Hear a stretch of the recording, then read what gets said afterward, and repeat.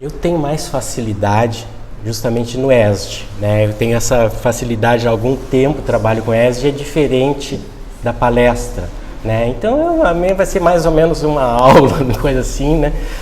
Trazer para vocês as informações que são pertinentes às nossas necessidades conforme a espiritualidade nos recomendou, não é?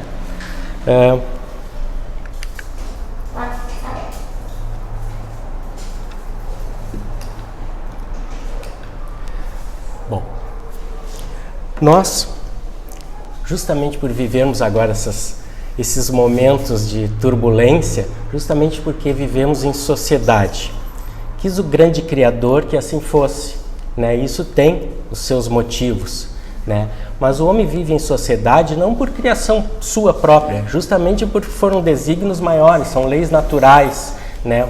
O homem ainda faz o que o macaco fazia, né? Os mamíferos vivem em sociedade, né? Algumas organizadas, né? Outras são bandos, mas ainda assim vivem em relacionamentos, né? Mas a gente tem até a vida dos insetos, a gente já traz as formigas, os cupins, as abelhas, que vivem numa sociedade bem organizada, né?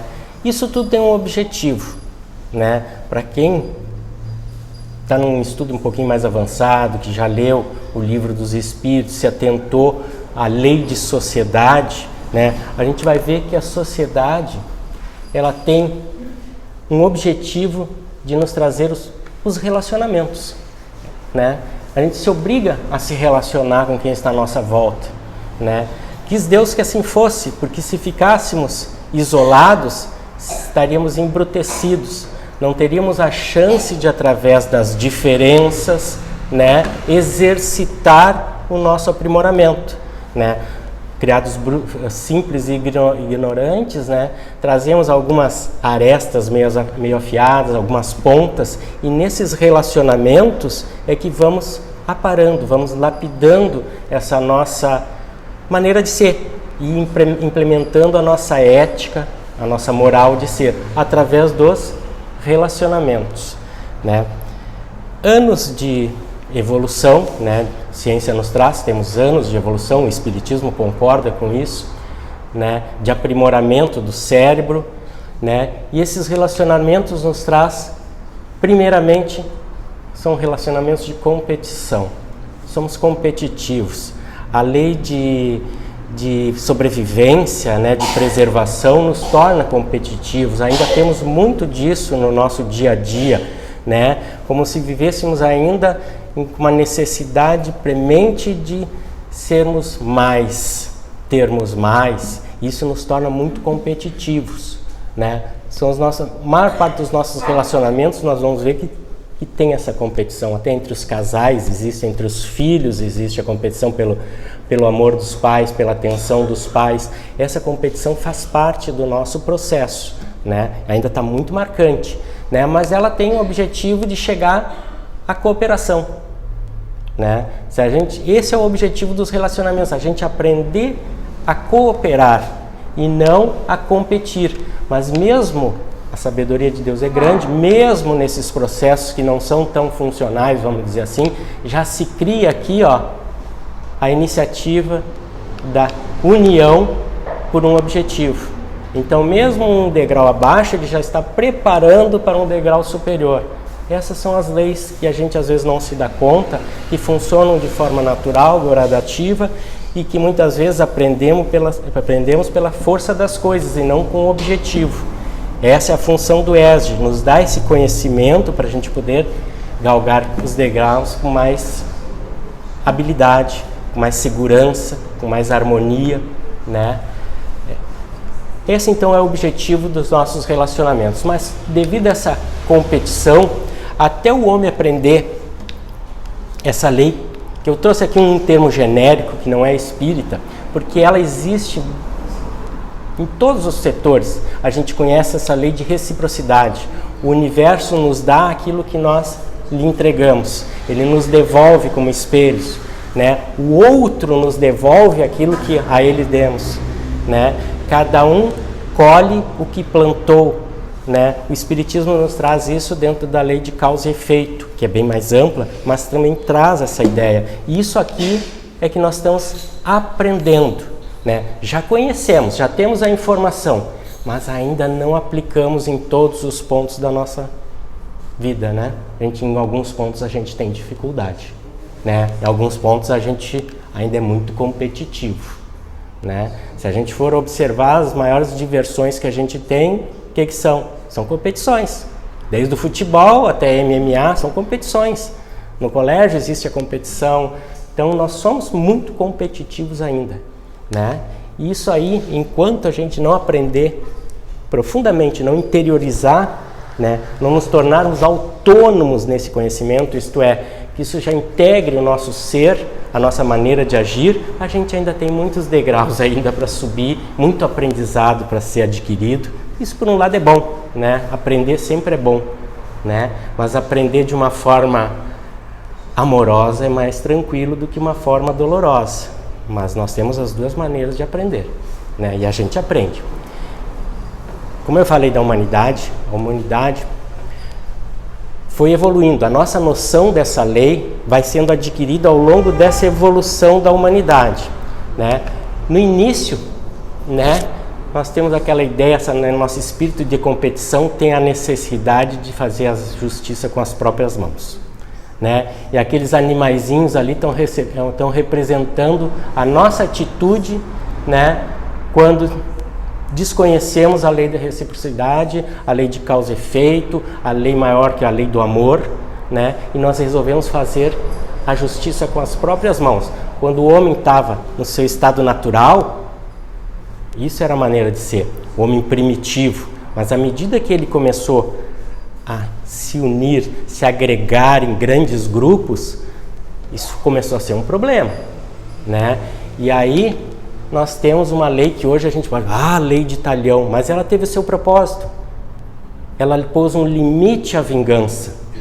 Na época era o que se podia fazer, porque era o entendimento das pessoas. Hoje a gente fala, olho por olho, dente por dente, mas ela teve o seu objetivo na história de evolução do espírito, né? Ela pôs limites, né? Limitou a vingança.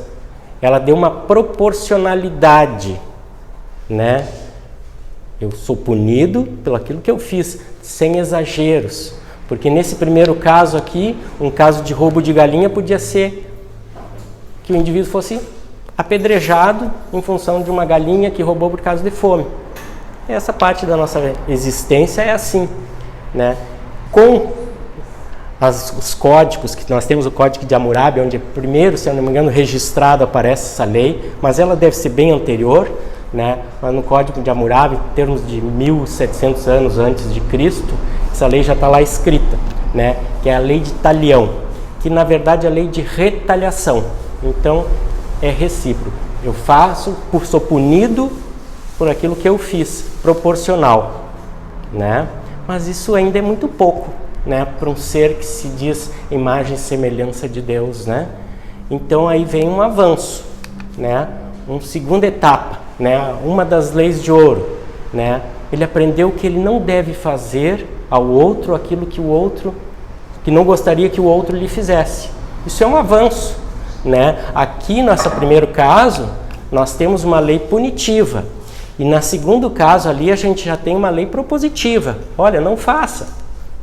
Não faça, não prejudique o outro porque tu não gostaria de ser prejudicado. Isso já é um grande avanço, né? Isso aqui a gente tem no taoísmo, no Confúcio já trazia na China, isso uns 500 anos antes de Cristo. Platão já trabalhou essa ideia, mas ela já é antiga, né?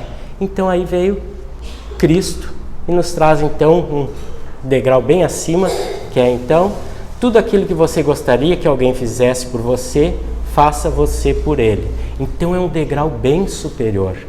Primeiro é não faça aquilo que não gosta. E aqui ele está propondo algo mais, é fazer pelo outro aquilo que gostaria que o outro me fizesse. Perceberam a evolução? Né? E agora eu pergunto, onde nós estamos?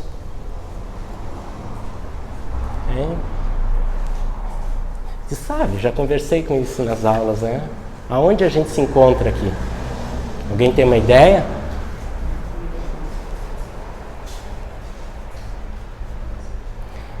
Se alguém me fala um palavrão, o que eu faço na hora?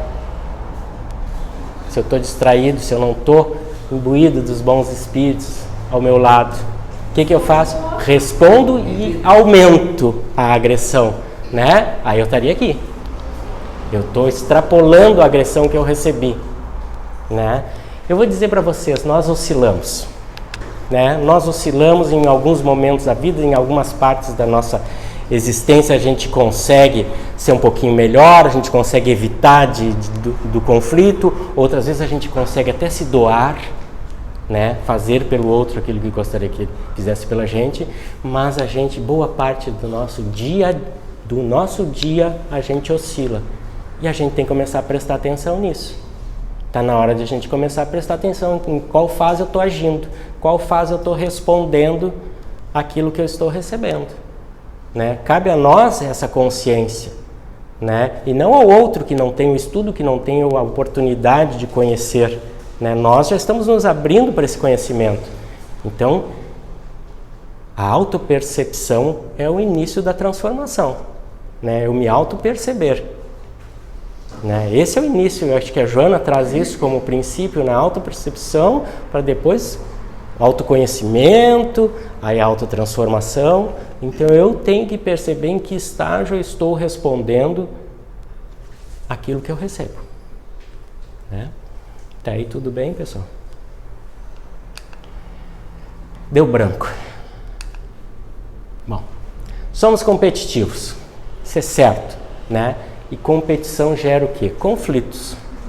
Né? A nossa vida é cheia de conflitos. Né? Será que isso não estava previsto pelo Criador? É lógico que estava previsto. Esses relacionamentos, eles iam proporcionar conflitos devido ao nosso baixo conhecimento, para não falar simplicidade e ignorância, né? Então o nosso baixo conhecimento, a nossa maneira de agir ia ocasionar conflitos. Mas os conflitos fazem parte de uma grande dinâmica pedagógica de aprendizado do espírito. Resolver esses conflitos é o que nos vai tornar diferentes e melhores. Né? Se nós nos mantivermos naqueles níveis iniciais lá, que eu mostrei anterior, nós não vamos evoluir. Quando eu começo a me restringir, a perceber o outro, como também alguém que tem um valor, provavelmente e certamente igual ao meu, eu começo a restringir os meus impulsos, para depois eu conseguir ampliar isso aí numa ação positiva. Né? Então os conflitos fazem parte do nosso aprendizado. A gente querer uma vida de paz, de tranquilidade, com uma rede, duas palmeirinhas, uma aguinha de coco, isso não vai produzir o efeito que é necessário no mundo de provas e expiações. Nós precisamos dos conflitos porque são os nossos desafios, né, que vão nos dar o aprendizado necessário. Eu vou aprender pela insistência, pela força das coisas, ou se eu começar a tomar consciência disso, eu vou evoluir de uma forma muito melhor, muito mais saudável, muito mais tranquila e harmoniosa. Mas os desafios vão vir. Né? E os conflitos de relacionamento, ainda mais no plano restrito, que é o plano familiar, até um plano maior. Né? Então nós, pela nossa grande sabedoria, milênios de evolução, o cérebro se desenvolvendo, e nós usamos o nosso cérebro reptiliano para resolver esses conflitos através da raiva, que não é uma boa conselheira, né? Mas ainda usamos a raiva como um meio de resolver conflitos, como se isso fosse possível, né? Nós ainda usamos a raiva, ou não? Em pequenos problemas e em grandes problemas. Nós ainda usamos a nossa primitividade para resolver os problemas e queremos soluções melhores do que as que obtivemos anteriormente, né?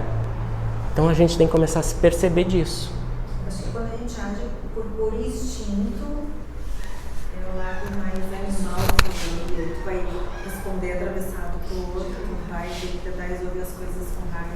A gente conseguir parar Mas é aí que eu digo, a gente tem que começar a tomar consciência, perceber, né? Depois que aconteceu, tudo bem, aconteceu, mas eu analisar o que foi o gatilho, por que aquilo aconteceu, são coisas que eu tenho que levar à razão para começar a dissolver essa emoção, que é uma emoção primitiva que faz parte do nosso processo evolutivo. A raiva é importante porque ela nos manteve vivo, né? Ela é importante, eu preciso de momentos de raiva para ter uma ação, né? Mas são ações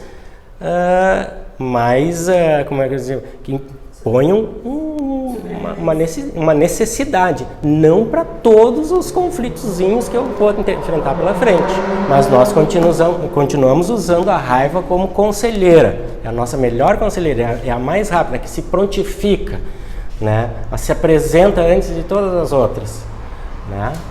E aí o que gera raiva? O que vai gerar raiva numa situação de conflito? Né? Ou mágoa por um lado, né? Eu estou certo, ele me agrediu, me ofendeu, né?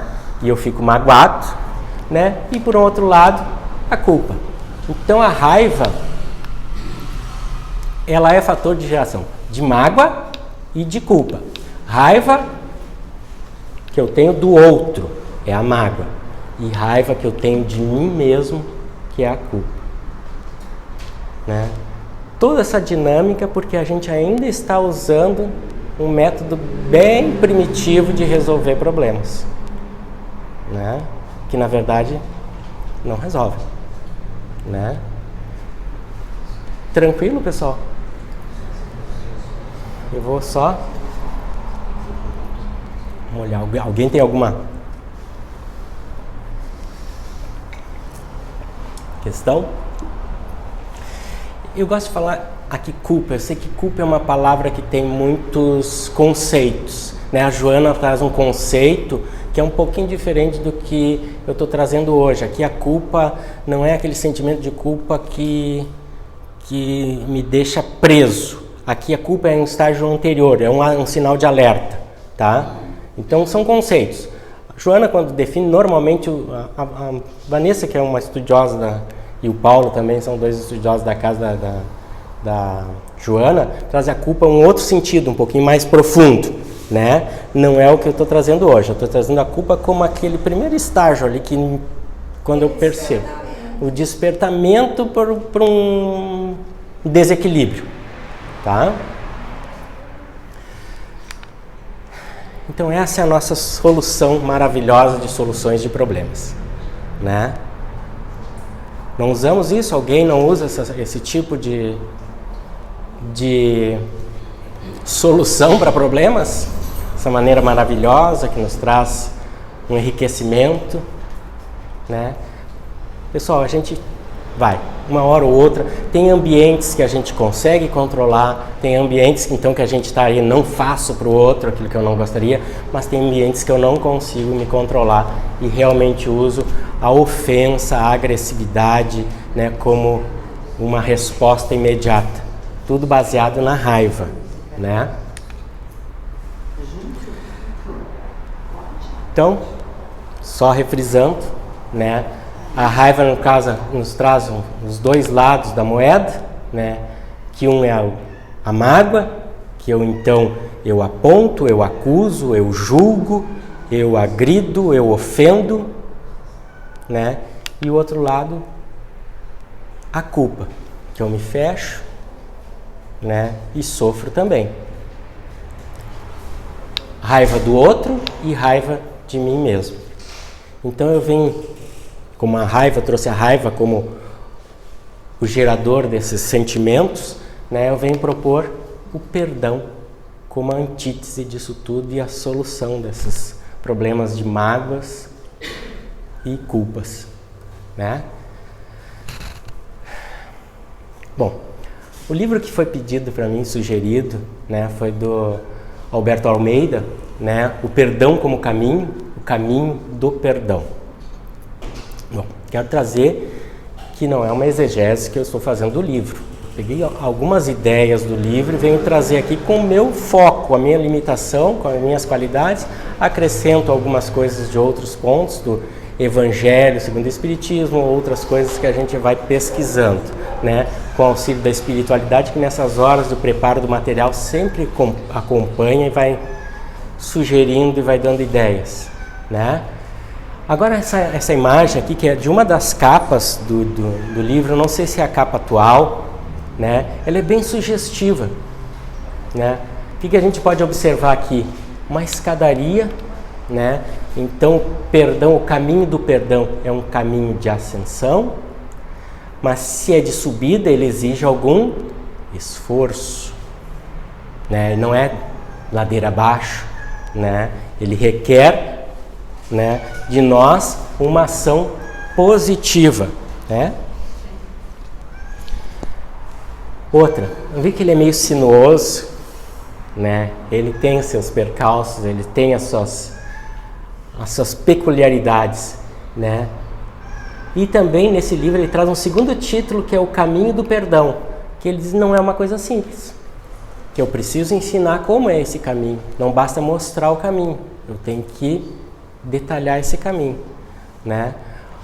Hoje a gente vai ficar mais com perdão como caminho. Para um próximo passo, devido ao tempo que a gente tem, para um próximo passo, talvez a gente vai ter uma palestra sobre perdão também, com outro palestrante no meio do ano, possivelmente, né? Então, a gente vai ver mais coisas sobre perdão, porque é uma coisa importante. Vocês vão ver depois no final por que eu acho importante, né? E por quê. Mas aqui, qual é o destino deste caminho? Para onde ele vai nos levar, né? O que obtemos então com o perdão? Isso a gente vai ver agora então, né? Essa imagem é uma imagem muito bonita, uma imagem basicamente católica, né? Acho que desde que eu me dou por gente, eu já conhecia essa imagem, né? Eu sei que o Espiritismo não trabalha com imagens, idolatria, coisa, mas só para trazer uma ideia, que isso aqui está no nosso inconsciente, às vezes a ideia. Essa imagem transmite a ideia de quê?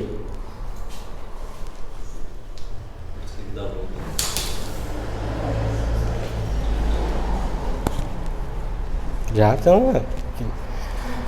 Bom, por isso que eu estou falando sobre perdão. Vocês têm que me perdoar essas inabilidades, né? Então faz parte, né? O perdão tem que ser exercido, né? Que ideia que passa para vocês? Posso, por curiosidade, que ideia traz essa imagem? Alguém sabe o que ela representa, por exemplo, entre os irmãos católicos? Né? Esses raiozinhos saindo do coração do Cristo é a misericórdia, né? A misericórdia do Cristo, né? No nosso Evangelho, o Evangelho de Cristo, ele fala muito sobre a misericórdia, né? E eu trouxe duas passagens aqui, né? Sede, pois, misericordiosos, como também vosso Pai é misericordioso, né? E a segunda é bem-aventurados os que são misericordiosos, né? Porque obterão misericórdia. O que a gente pode ver aqui? Na primeira frase a gente pode ver que ele diz que o Pai é misericordioso. Independente de qualquer coisa, ele é misericordioso. Ele está nos propondo a sermos igual, né? Independente de qualquer coisa, o Criador é misericordioso, e aqueles que trabalham, aqueles que são um com Ele, como Cristo dizia, eu sou um com o Pai, também trazem em si esse sentimento, né? E no segundo, né, nas bem-aventuranças, né, que os misericordiosos alcançarão misericórdia, obterão, porque a misericórdia do Pai está ali, está disponível para todos que quiserem alcançá-la. Só que nós estamos bloqueados para isso. Que nem o sol, num dia de sol, numa manhã de sol, está lá fora e eu estou fechado dentro do meu quarto, né? Eu tenho que sair em direção ao sol para poder absorver isso. Mas o Pai está distribuindo essa misericórdia, a gente tem que saber acessá-la, né? A primeira está em Lucas, a segunda está em Mateus, mas o capítulo 10 do Evangelho segundo o Espiritismo, ele traz todo o capítulo sobre essa bem-aventurança. No Evangelho ele traz todas as bem-aventuranças e um estudo sobre cada uma delas. E o que nos interessa é a misericórdia, porque dentro do capítulo de misericórdia fala-se sobre o perdão, porque as duas têm um relacionamento, né? Mas o que é a misericórdia? A gente fala, mas o que é a palavra misericórdia? O que ela representa? Porque a gente vê muitas palavras e a gente às vezes lê e não sabe o verdadeiro sentido e lê o contexto e acaba se perdendo e não introduz aquele entendimento porque se passou. Porque a gente conhece a palavra, mas não conhece às vezes o seu sentido e às vezes isso dificulta o nosso entendimento, né? Alguém tem uma ideia de misericórdia? O que tem de ideia de misericórdia? Pedir perdão, tá? Misericórdia, a gente pede a misericórdia, a intercessão por alguém, né? Mas alguém tem uma ideia? Porque existem vários, como eu disse, existem vários conceitos, né, de misericórdia, dependendo de como ela é aplicada, né? Mas como eu tenho essa mania de dar aula, né? Vamos ver aqui, ó. A origem dela, só para a gente ter, miserato cordis, né? Essa é a origem de misericórdia. Cordis eu acho que fica fácil da gente entender, né? Coração. E agora miseratio. A gente não se dá conta, né? Depois agora quando divide é o miserável, miseratio, misericórdia, né? A gente começa a se dar conta de algumas coisas, né? O que representaria alguém numa situação de miserabilidade? Carência, pobreza, carência, né? A carência absoluta que quase não tem condições de subsistência, né? Em termos materiais, misericórdia, que a gente normalmente miserabilidade, a gente fala em termos de carência material, mas ela pode ser a carência de outros sentimentos também. Ele está numa situação de carência emocional, está perturbado, né? Miséria, né? Tem a ver. Miseratio é compaixão, compadecer. Quando eu vejo alguém numa situação de miserabilidade, o que desperta em mim? Um sentimento, né, de compaixão, né? O que é compaixão e o que é compadecer-se, né? Compadecer, padecer junto. Eu sofro com o sofrimento do outro, né? Condoer-se, né? Eu sinto dor que o outro sente, né? E compaixão é um pouquinho mais complicado porque a gente associa paixão a algo de enamorado, alguma coisa assim. Mas quando a gente vai prestar atenção na paixão de Cristo, é o sofrimento de Cristo, né? Paixão tem a ver com sofrimento, né? Então ali eu sofro junto. Os dois, compadecer e compaixão, significam basicamente a mesma coisa em termos etimológicos, né? Então, né, a gente pode dizer que misericórdia seria um coração compadecido. Um termo que hoje a gente usa muito, o que seria um termo mais moderno? De eu sentir o que o outro sente. Empatia. Empatia, aí todo mundo sabe. Compaixão é sofrer junto, empatia, né, eu sinto o que o outro tem, mas empatia pode ser mais também energética, que os médiums sentem o que o outro está sentindo, né, os sensitivos, né, mas aqui é mais no sentido de sentimento. Eu me compadecer, eu sofrer com o sofrimento do outro, e aí vai me levar à comiseração, que é comiseratio, né, me tornar miserável junto, sofrer junto, mas pôr isso em ação, fazer algo para acabar com a dor do outro, né? No capítulo 10 do Evangelho, traz um capítulo inteiro trabalhando sobre a misericórdia, né, que é tão importante dentro das bem-aventuranças. A gente vai ver, né, que ela está ali colocado como quinto lugar, né? Primeiro os pobres de espíritos, os mansos, os que sofrem, os que têm fome e sede de justiça, quer dizer, os injustiçados. Primeiro lá os pobres em espíritos, os humildes, né? E só depois a misericórdia. E a misericórdia tem tudo a ver com perdão, tá?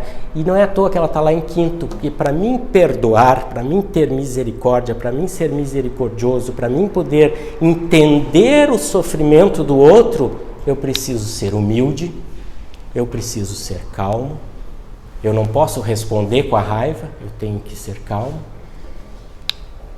eu tenho que ter o sentimento de justiça, né? Eu tenho que ter essa necessidade de trazer a justiça para aquele que está numa situação de carência, e aí sim eu consigo despertar o meu coração para o sofrimento do outro, né?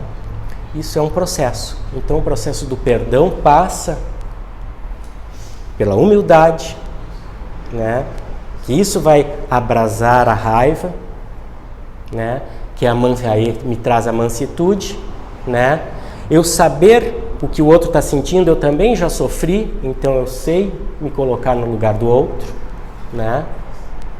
E aí querer a justiça, querer que o outro se eleve, né?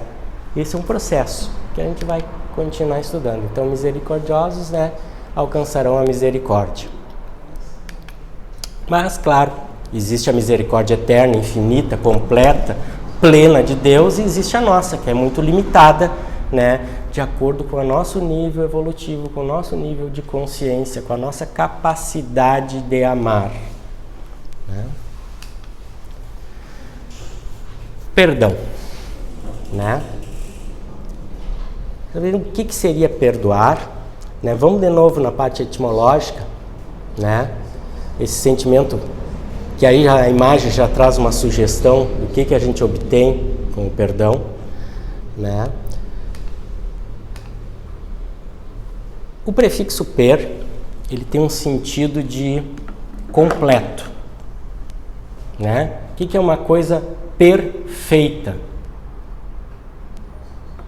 É feita na sua plenitude, então não tem mais nada para acrescentar, ela está perfeita, né? Percorrer é transcorrer o trajeto todo. Pernoitar, passar a noite toda. Agora a outra parte fica fácil, né? Doar, né? Que vem do donare. Então, perdão, perdoar, significa doar-se por completo. O verdadeiro perdão eu me dou completo ao outro, é uma vida dedicada ao outro, né?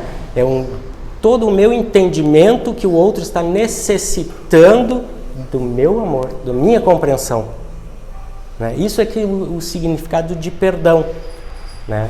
É uma vida dedicada ao outro. Foi o Cristo trouxe isso, né? A vida que realmente vale a pena ser vivida é uma vida dedicada ao outro. E ainda no final ele diz: Pai, perdoai-os que eles não sabem o que fazem.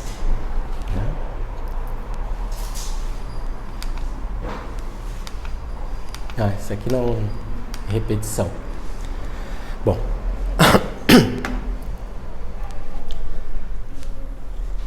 Aqui as nossas mágoas, as nossas culpas, né?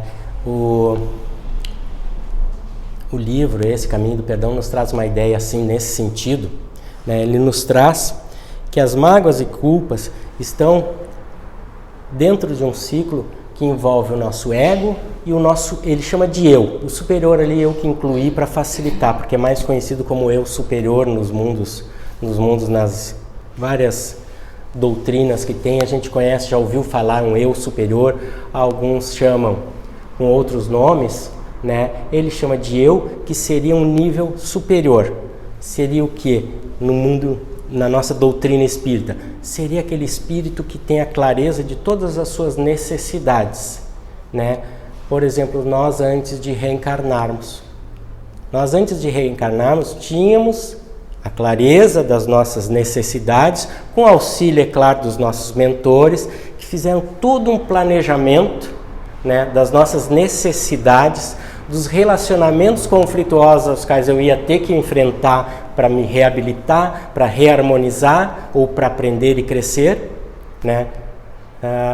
Esse espírito que está num nível superior, que quando encarnamos esquecemos e limitamos pelo ego, que é a nossa parte da nossa personalidade nesta existência, né, que limita os conhecimentos, a clareza que o eu superior tem, né, que quando retornarmos ao plano espiritual vamos ter novamente uma clareza, não a clareza de espíritos superiores, a clareza que nos é inerente à nossa evolução, mas ela vê com mais clareza as minhas necessidades, as nossas necessidades. Por que eu tenho que me relacionar com tal e tal, e por que esse tipo de provas? Muitas vezes nós participamos do planejamento. Tem as turmas que já estudaram, já viram esse planejamento reencarnatório, né? Que muitas vezes, conforme o nosso grau de consciência, já participamos.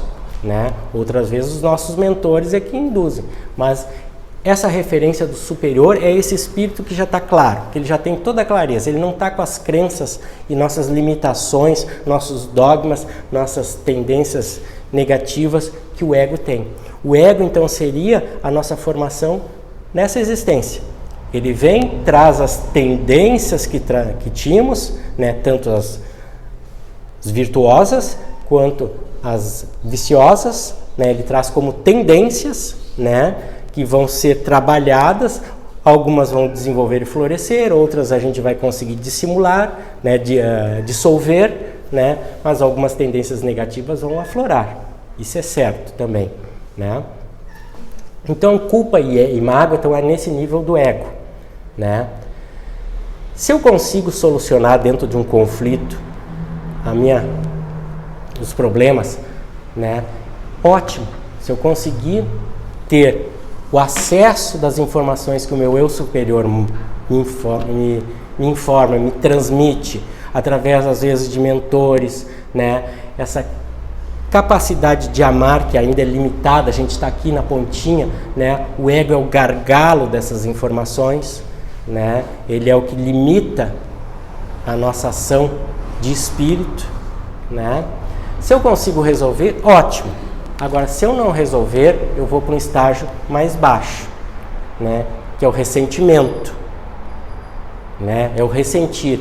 Eu não resolvi o problema e começo a passar por ciclos de repetição, de lembranças desse mesmo problema. Eu passo a reviver o mesmo problema, né? Contando para as pessoas. Cada vez que alguém me pergunta, eu conto com aquela riqueza de detalhes, com aquela emoção toda, como se eu estivesse vivendo. Isso acontece.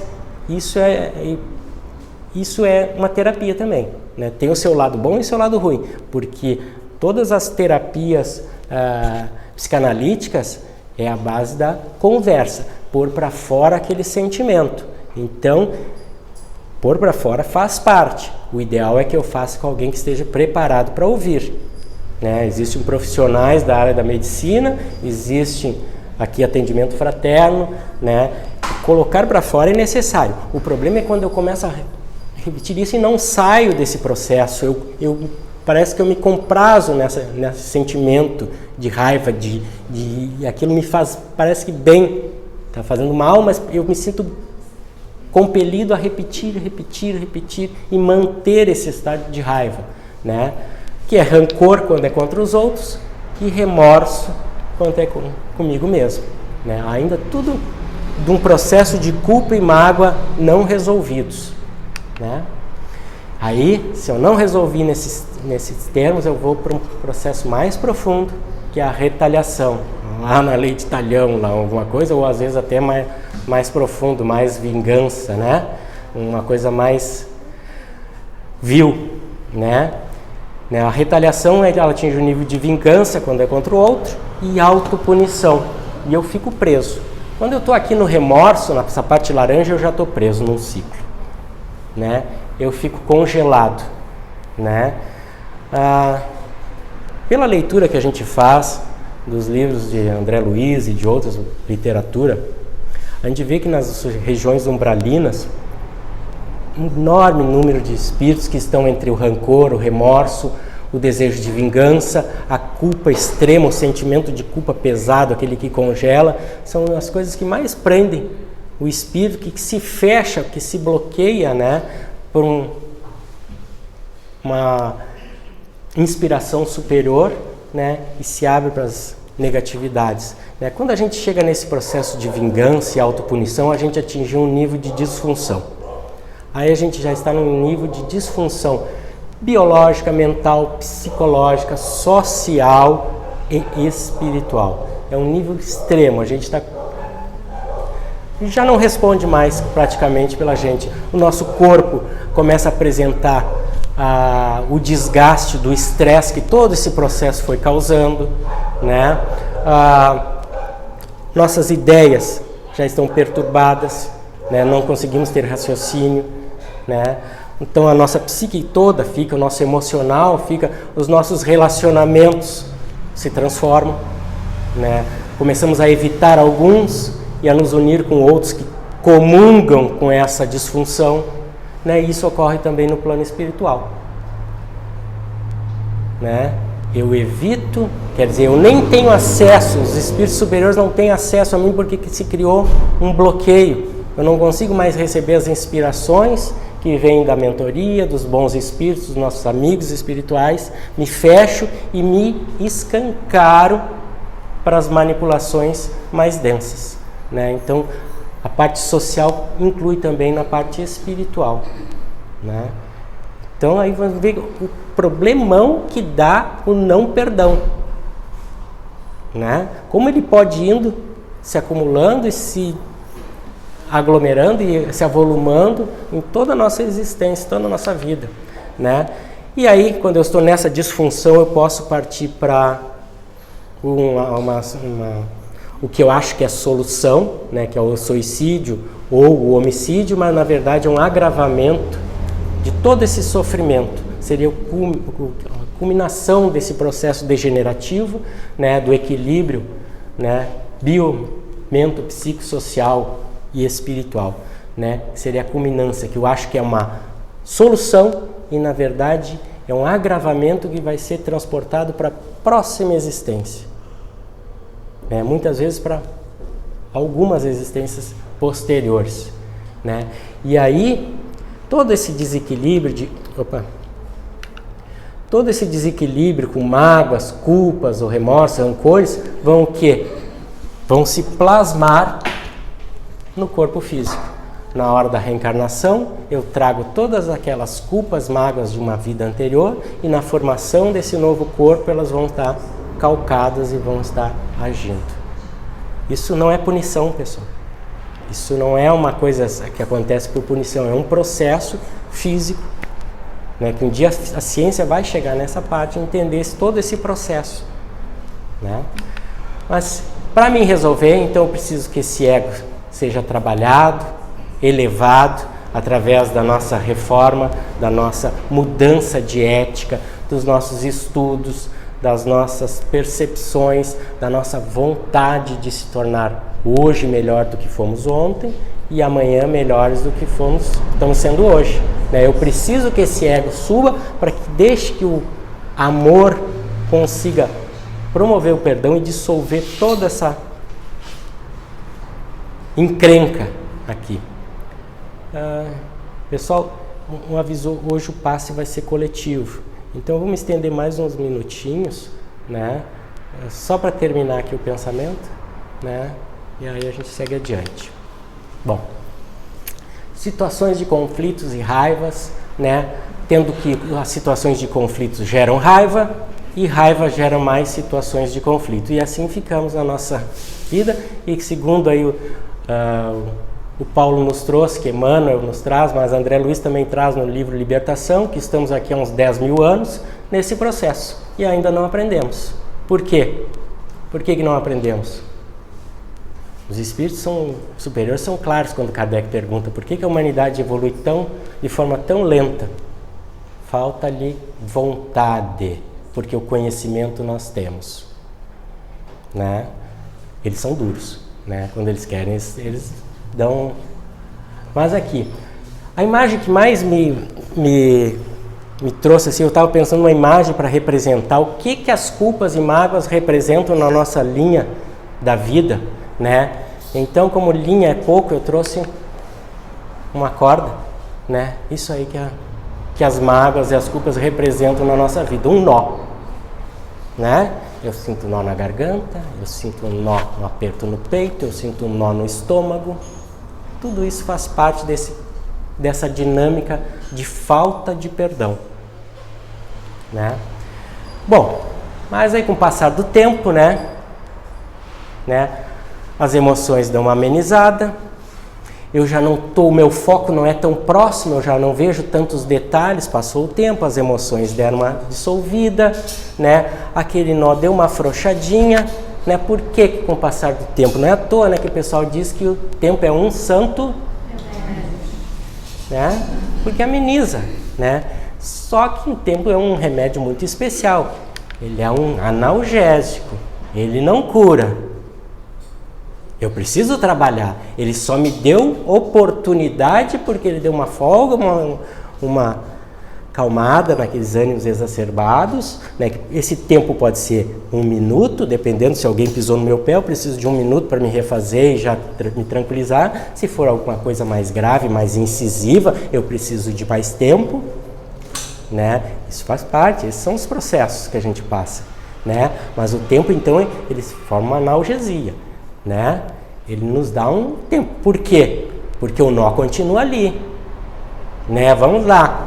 Vamos, casais, tudo tranquilo, as brigas que passaram tá tranquilo, eu nem lembro de nada, mas basta um gatilho ser detonado e aquilo começa, e aí vem aquela, diz isso, outro diz isso, mas em 1993 tu me disse isso naquele jantar de Natal, lá na tua mãe, que não sei o que, né? E o nó, pá! Se aperta. Quer dizer, aquela mágoa lá de 1993 não foi resolvida, apesar de todo o tempo. Ela foi guardadinha, está aqui. Quando eu precisar, eu pego. Imagina se nós lembrássemos das vidas passadas. Porque naquela nossa 13ª encarnação, tu me disse isso. Né? Se nós lembramos de coisas assim... Então, o tempo, ele é um remédio que causa uma analgesia. Ele não cura. Porque a única coisa que vai curar mesmo, né, o verdadeiro remédio, né, é a ação amorosa do perdão. Né? Porque somente a ação amorosa do perdão vai conseguir transformar um nó num laço de amor, num laço de amizade, né, num laço afetivo, né, num laço fraternal. Né? É só com amor que eu vou ir. E amor eu construo através do que o Espiritismo chama, a gente costuma dizer, reforma íntima. Ele é construído, essa melhoria, eu vou melhorando a minha moral, eu vou me reconstruindo. Na verdade, seria uma construção íntima e não reforma, que eu vou construindo novos andares, eu vou elevando o meu ego para níveis superiores, né? Isso tudo se faz necessário, né?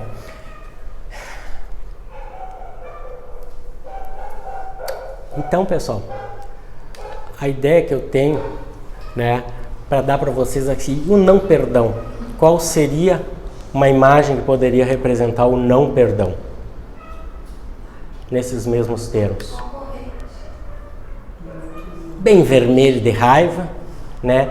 Uma mágoa em cima da outra, uma culpa em cima da outra, processos não resolvidos que eu simplesmente fui deixando para lá e não resolvi, né? Por negligência, por incúria, né?